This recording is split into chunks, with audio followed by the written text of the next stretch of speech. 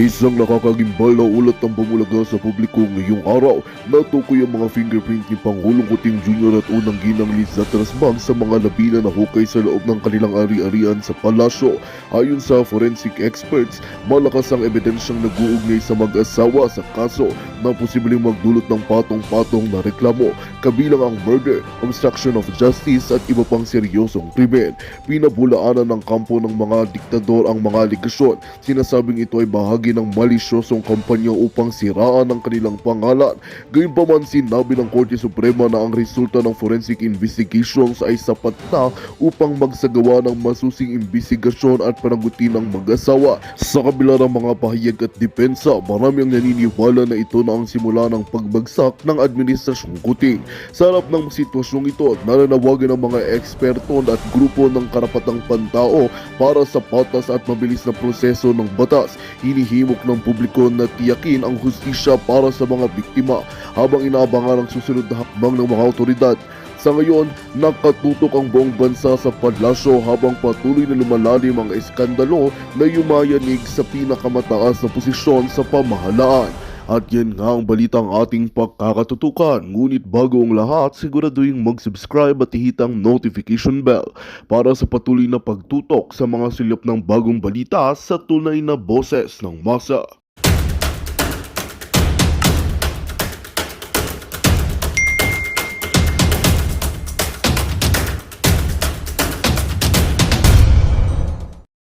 Kay Pablito at kay Vicky Ko, Ma'am Carolina, at si Leopoldo de la Cruz from Winnipeg na nangunguna. Okay.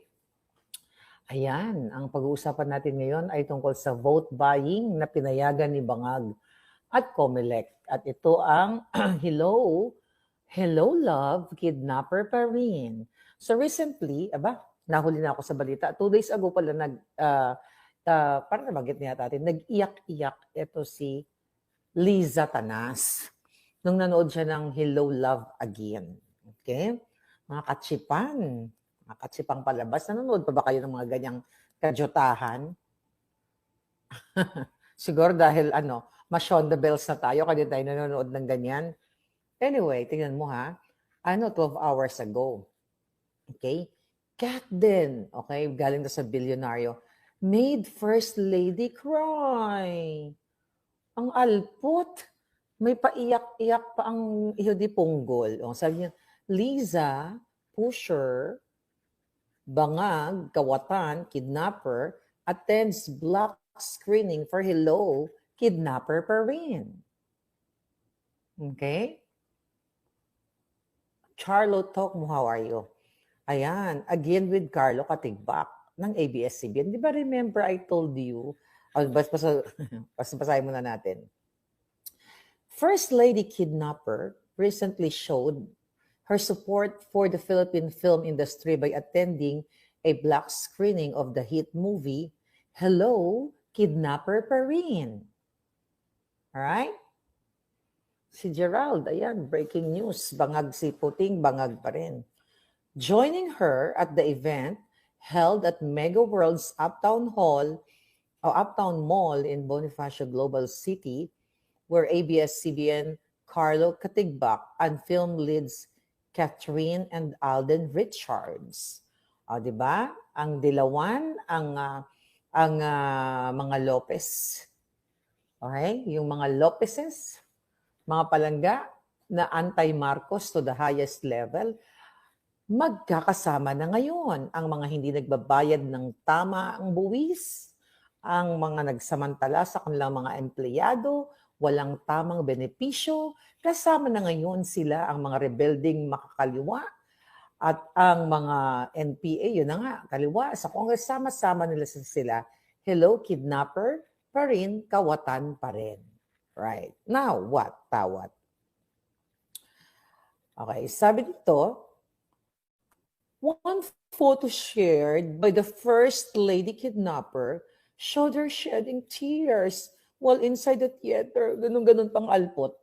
Okay, may paiyak. Remember, itong crocodile tears niya, mga kadyotahan niya nung pumunta siya doon sa yung may namatayan during the typhoon na dahil sa 5,500 flood control na ibinulsan ng mga buwakan ng inang to, namatay yung pamilya, 7 yata, 6, 7 families, family members. Those iyak-iyak siya doon. Kadyutahan kasinungalingan ito. Dahil si Lisa Tanas, wala yung puso. Hello, kidnapper pa rin. You know, the extraction in Turkey. Kaya kahit anong iyak to, kahit lumuha ng dugo, yung puki ng inang yan, yung hinayupak na yan, never again na paniwalaan itong julul na ito. Di ba? Zaralina, alpot, patutot, bigatot. Okay. Sabi niyo dito, a co-production between ABS-CBN stars, sabi ng bilyonaryo, okay, Cinema and GMA Films, okay, hindi, baguhin ko to, ito statement ko. Hello, Kidnapper pa rin is the first Filipino film to surpass the 1 billion mark in ticket receipts. Oh, wow, bongga pala ito si, yung palabas na ito, 1 billion. Grossing locally made from all movie, wala na ibang balita, yun lang. So my point sa Hello, Kidnapper pa rin, alam mo yan si Lisa Tanas, agaw eksena yung kapangitan ng hinayupak na yan. Kunwari, sasabihin niya dun sa mga cameraman ka, saan niya, France? Bikang bukang kang. Ihiga-higa ako kunwari doon, ha? Kuhaan niyo ako, i-capture niyo ako para ma-headline yung kadyungitan ko. Yan ang katotohanan yan. Si Lisa Tanas ay walang puso katulad nung hipag niyang na si Amy Marcos. Pare-pareho silang walang puso. Kaya nga, never again ng mga kawatan, kidnapper, and lahat ng mga yan. May karma yan. Malapit na pumantay ang paa ng mga yan. Alright? Nagsama-sama sila, same feathers flock together, sabi ni Charlotte, talk mo blood. Ayun na nga mga palangga. Kaya araw-araw tayo nagsasabi dito sa ginagawa ng demonyong gobyernong ito. Iyak-iyak si Lisa Tanas, pero siya nag-facilitate para dukutin ang 2 bata sa Turkey. Iyak-iyak ang putang inang yan. Yung nagurgur sa PSG na walang proper investigation, according to our source. Iyak-iyak, pinagtatatanggal nila yung mga taong sa tingin nila ay hindi nila kaalyado. Ang dami nilang tinanggal dyan sa lahat ng departamento. Walang puso yan. Hi, Ma'am Diana Kenjagan, how are you? Walang puso yang demonyong yan, kahit ano pang iyak. Yung smuggling, iyak-iyak, yung hayop na yan, yung iyak niyan, kadyutahan lang. Lahat yan, pakitang tao. Recently, may nag-message pala sa akin yung vlog natin kanina about yung pamigay ng mackerel. Imagine mo, bago pa nila binigay, meron pa lang, nilagyan pa ng sticker ni Bangag. Ano to, campaign period? Campaign period na nga. Ito, mga kababayan. Alright, saan yun? Okay. May nag-send sa atin, yung isda, yung pinamigay nila na may freezer burn na ngayon, meron pa, tignan nyo, nilagyan pa nila ng BBM sticker yung isda. Okay? So the point here, pera ba ni, siguro identifiers na ang isda ay galing sa smuggler na si Bangag.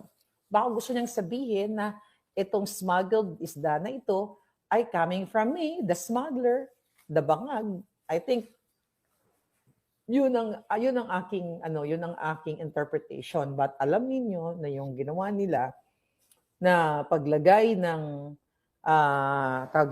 paglagay ng sticker bago ibigay ang isda na yan na 48 years na yata yan nahuli, ngayon lang nila inilabas, dinaon sa Kapaskuhan para kunwari namigay ng pamasko. Pero namigay ng, syempre may sticker. Di ba? Para kunyari, galing yan kay BBM. Bangag na bangag. Bangag na bangag. Bangag na bangag na magnanakaw. Okay? Bangag na bangag ang magnanakaw. Parang ganon. Alright. Now what? Butod na isda, sabi ni Andres Bonifacio. So, mga kababayan, paulit-ulit na lang ang ginagawa sa inyo. Ngayon, eto. ang COMELEC, si George Garcia, ay nagkasundo sila para maging legal o hahayaan. Teka natin dito George Garcia, COMELEC. Okay. COMELEC, ayuda. Ayuda. Okay, kahapon, dyan, imagine ninyo, alright, ito ang mga balita. For sure, alam nyo na to Okay, ayuda. Garcia. Okay. Alright. Okay, mo. Pamahalaan. Okay. Pamamahagi ng ayuda sa gitna ng kampanya, pinayagan ng COMELEC. Alright. Sabi ni Pambansang Dalaga ng Pilipinas, shout out sa iyo, Pam. Okay, nasaan ang prinsipyo at dignidad mo, George Garcia? Sa ginawa mo niyan, tila bagapati kinabukasan ng iyong pamilya at anak ay ipinagkanulo mo na, nakakadiri ang iyong nabibiling prinsipyo. Gigil mo ko, Janimal ka. Alright. Ang dami na nag-post actually. Tignan natin. COMELEC. Okay. Inaprobahan, okay, ang ayuda. Tignan natin dito. Ano pa ang pinagsasabi nito? Ayuda. Okay, COMELEC. Okay, Garcia. Okay, tignan natin. COMELEC chief. Ayan. Ang sabi, pinayagan ng COMELEC na okay lang na mamigay ng ayuda during the campaign period. During the campaign period.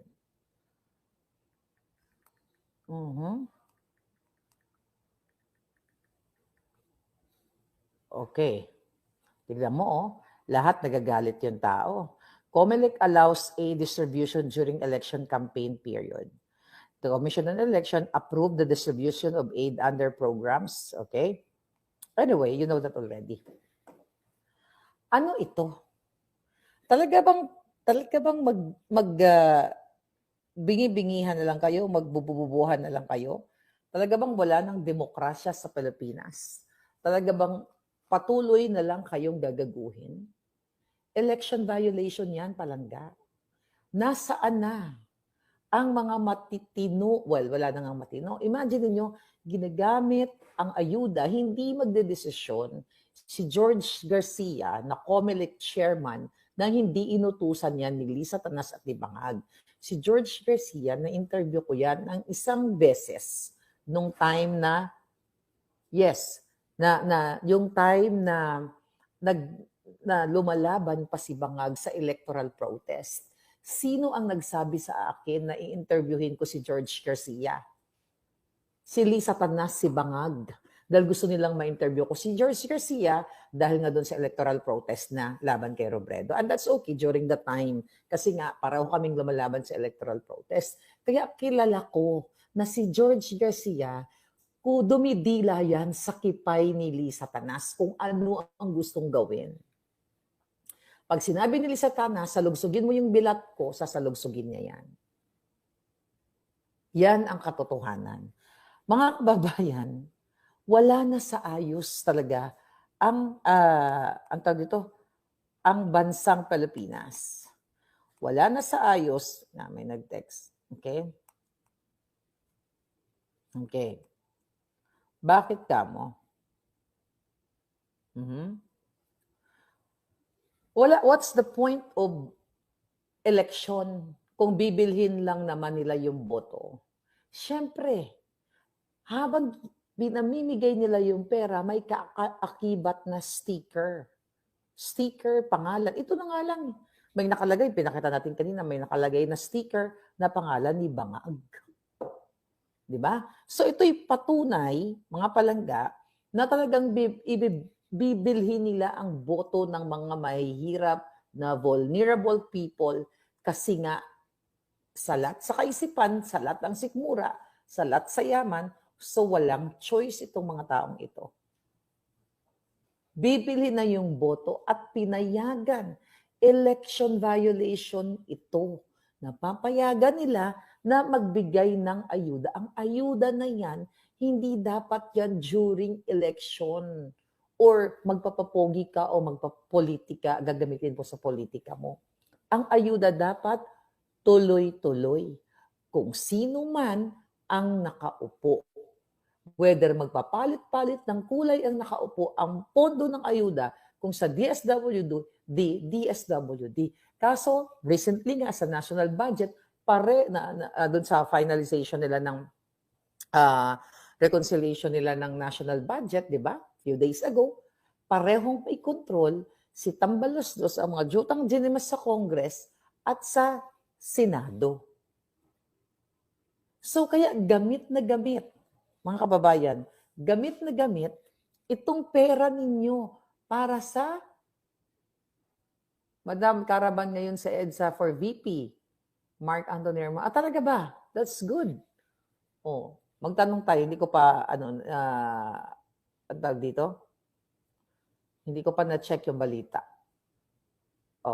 Ngayon, mga kababayan, so, kawawa yung mga maliliit dito. At kawawa yung mga taong gustong manalo sa fair and honest election. Pero paano pagkakatiwalaan ng COMELEC? Sabi ko nga yan si George Garcia, pag sinabi ni Bob Bangag Jr. na supsupon mo ang boto ko, supsupon niya na. You know what I mean? Sa ngalan ng salapi, sa ngalan ng posisyon, sa ngalan ng kapangyarihan. Yan ang katotohanan, mga palangga. Kailangan din natin block voting. Okay? Sino ba itong nag-message sa atin? Aba, sa X. Okay?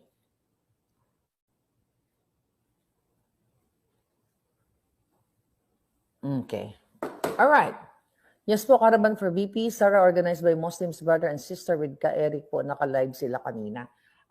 Sige. Tignan natin yan, mga palangga.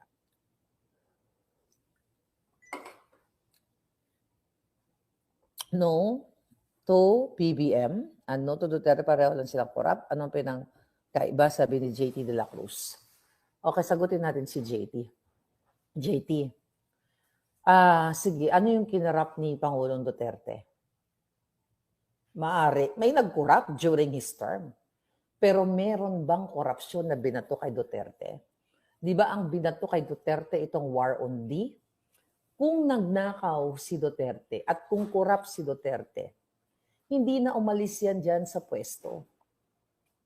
Magpakurap na yan forever. Kung ang pamilyang yan ay ganid, katulad ng mga Marcos, hindi na umalis si Duterte sa pwesto. Pero anong binabato kay Duterte? Di ba, war on drugs? Sa nakinabang ka naman. Naglakad ka ng kahit papaano, hindi ka nag-alala kung may sasaksak ba sa'yo or what. Di ba? Sige, mag-comment kayo. I'll try my best. Basta valid lang. Basta hindi trolls. Okay? Hindi naman troll siguro to si JT, no? JT, troll ka ba? Okay? You talk about so much Romualdez and Marcos. Pero inaangat mo naman ang Duterte. Troll ito si JT. Di ba? Kawawa tayong lahat. Okay, sige, papagbigyan natin siya. Sinong itatakel natin? Si gusto mo si Duterte, hindi ba araw-araw ko na inaano si Duterte? Sinong may hawak ng pondo? Sino may hawak ng pera ng bayan? Si Duterte ba?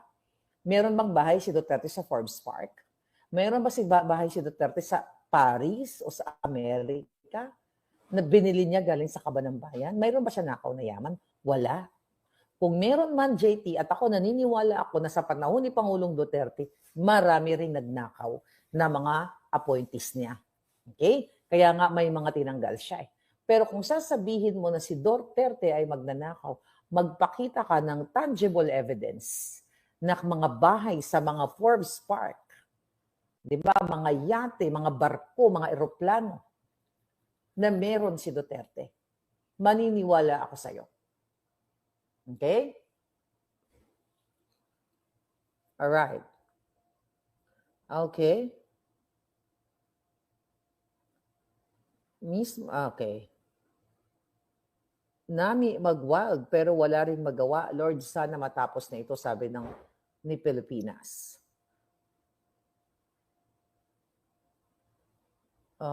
Step down Ano, step down daw, Sarah, troll. Then I'm gonna gurgur you. Okay? I have the freedom to gurgur you right now. Okay. Bye, you're dead. 7 feet below the ground. Bye. Now, next. Mga trolls, Gcash pa more.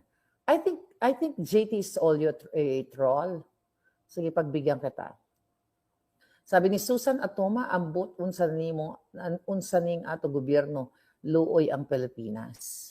Hi, Raby, you're there. You're super green. I love you. Okay. Madam Maharlika, ayuda at Comelec, ang taong bayan na lang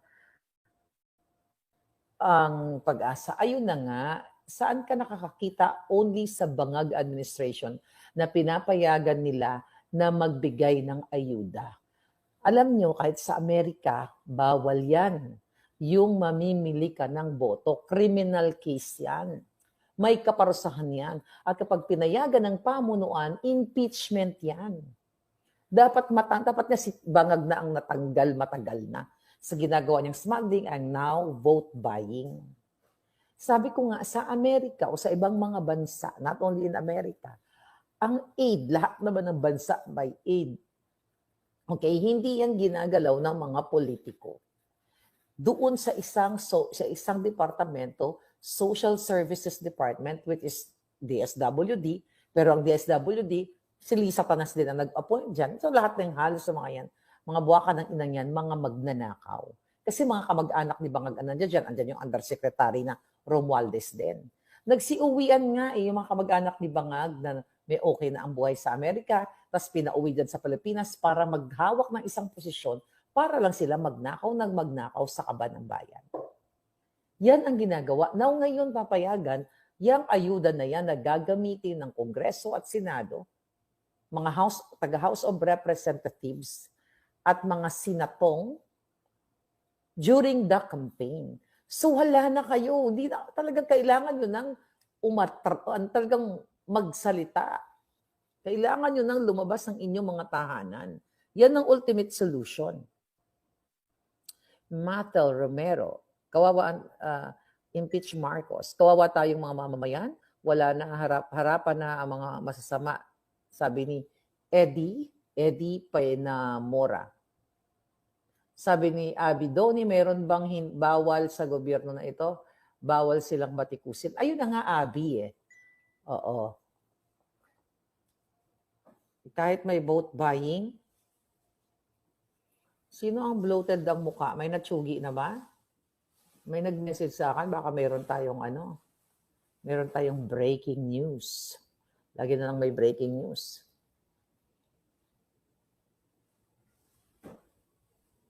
Ano? Hi, Ma'am Jocelyn, how are you? Okay. Is it true? Oh, sabi ganon. Okay, according to my, okay, batiin muna natin si Palangga, si Ma'am Josie, si Catherine Ragasa, at ang ating puting ahas. Ito, Madam Maharlika. Okay, ito, binabasa ko breaking news. According to, I don't know kung nabalita na, baka nahuli na naman ako dahil bisibisi yan. According to our puting ahas, nakakimo daw si Babes Romualdez. Okay? Coming from the DC Group, District of Columbia. Kaya daw pala bloated ang mukha ng yawa. I did good. Happy. Dapat lahat sila maging bloated. Remember? According to my source, si Romualdez, ang ambassador ng Pilipinas dito sa Amerika, ang nag-facilitate, ang nag-fix ng visa ng 3 assassins para sa ulo ko. Seremolya ba? Si Bonjing ba lumalabas-labas? Magandang balita ang hatid namin sa inyo ngayong araw. Sa pagtatapos ng aming balitaan, nagbigay kami ng mga mahalagang impormasyon. Maraming salamat sa pagtutok at pagsuporta sa aming programa. Huwag kalimutang manatili sa mga susunod na araw para sa mga bagong balita at mga kwento na dapat nating abangan. Mula sa Boses ng Masa, magandang araw, Pilipinas!